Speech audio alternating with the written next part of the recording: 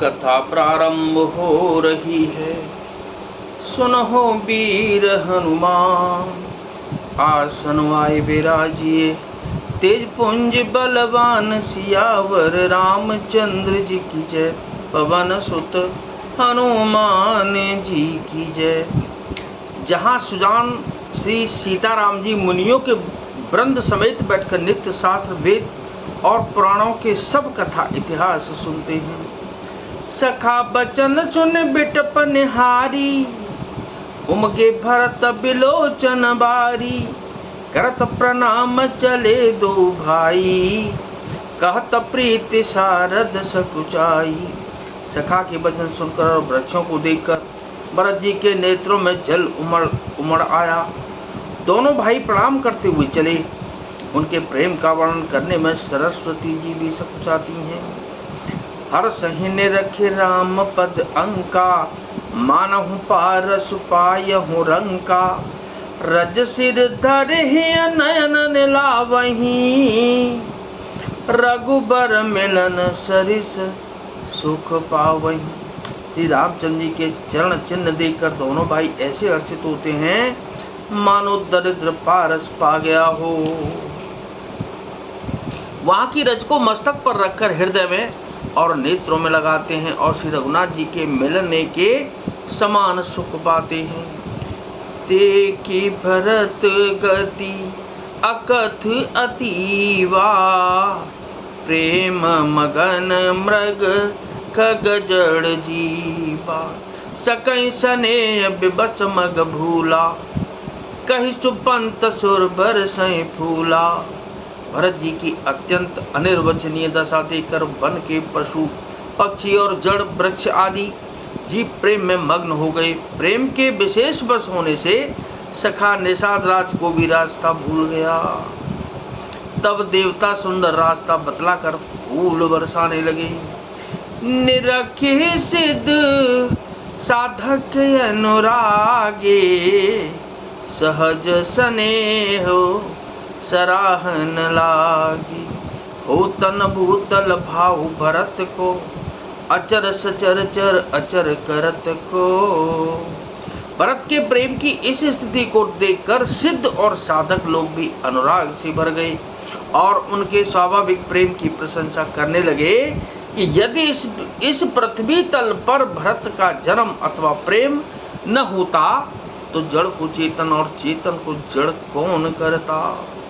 प्रेम अमेय मंदरु बिरहु, भरतु पयोधि गंभीर। मध्य प्रगटे उसुर साधुहित, कृपा सिंधु रघुबीर सियावर। रामचंद्र जी की जय, पवन सुत हनुमान जी की जय। प्रेम अमृत है, विरह मंदराचल पर्वत है, भरत जी गहरे समुद्र हैं।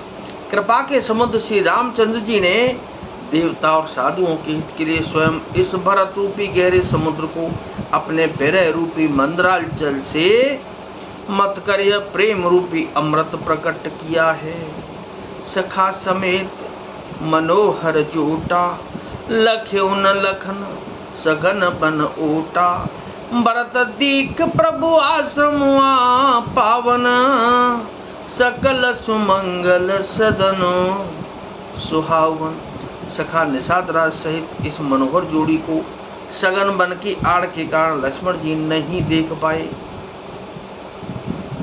भरत जी ने प्रभु श्री रामचंद्र जी के समस्त सुमंगलों के धाम और सुंदर पवित्र आश्रम को देखा। करत प्रवेश मिटे दुख दावा, जन जोगी पर मारत पावा। देखे भरत लखन प्रभु आगे, पूछे बचन कहत अनुरागी।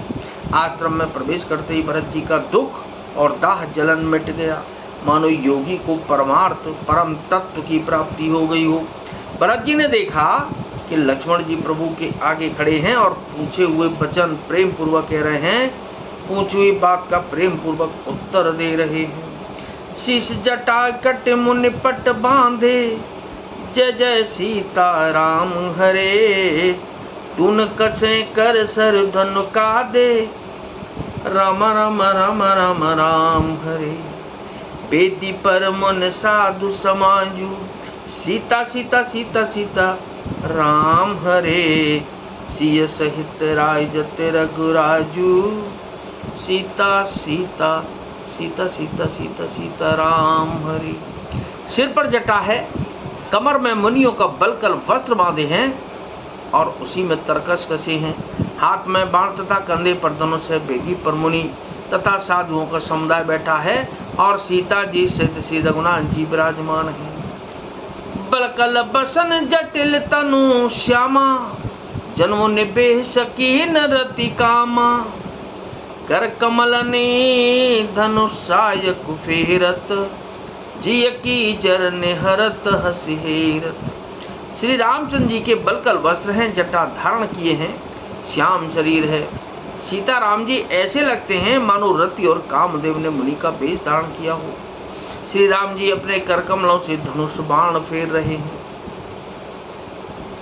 और हंसकर देखते ही जी की जलन हर लेते हैं, अर्थात जिसकी ओर भी एक बार हंसकर देख लेते हैं उसी को परम आनंद और शांति मिल जाती है। लसत मंजु मुन मंडली, मध्य सिय रघुचंदु। ज्ञान सभा जन तन धरे, भगति सच्चिदानंद सियावर।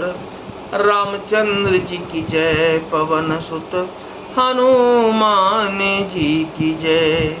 सुंदर मुनि मंडली के बीच में सीता जी और रकुल चंद्र श्री रामचंद्र जी ऐसे सुशोभित हो रहे हैं मानो ज्ञान की सभा में साक्षात भक्ति और सच्चिदानंद शरीर धारण करके विराजमान हैं।